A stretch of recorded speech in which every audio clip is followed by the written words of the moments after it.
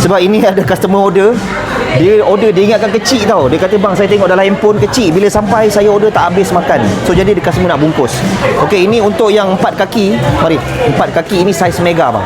Megatron, Megawati, Mega Decepticon, Rahmat Mega, Mega 88. Yang mana kaki mega tu rindu boleh, kembali jangan. Okey. So kita tengok customer mana yang makan tak habis tu. Mari. Dan ini saya ada menu istimewa ni. Nasi lemak ayam. Order ayam. Kalau belum ada rezeki nak makan king crab, makan nasi lemak ayam aja. Dan jangan lupa dapatkan sambal bilis saya, sambal bilis ikan bilis mata biru, dapatkan di kaunter restoran saya. Okey, jom mari kita tengok customer mana. Bang, ada king crab yang nak dibungkus tu. Bang, kenapa order banyak sangat bang? Dia nak bawa balik ke KL. Oh, dia order banyak sampai tak habis. Ini tengok ni berapa banyak bang ni order. 1, 2, 3. Dia yang lain nak bawa balik ke KL. Okey, abang tapi sebenarnya dah berapa kali datang ni? Dah 8 kali dah. Dah 8 kali datang.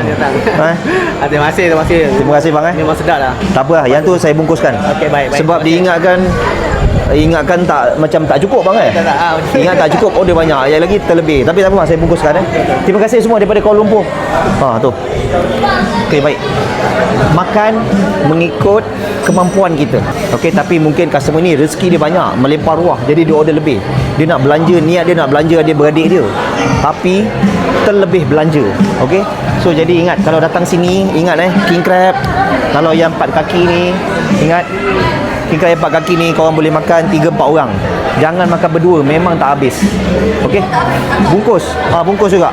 Semua tak habis, bungkus. Okey, yang nampak video saya, tolong check sekejap dah follow ke belum. Kalau belum follow, tolong follow, share, repost dan tolong komen. Salah ke seumur hidup sekali makan king crab? Kedai kat mana? Kedai dekat Johor Bahru bang. Tekan button follow. Kalau salah, komen salah. Kalau tak salah, komen tak salah. Waste je nasi lemak Lobster JB.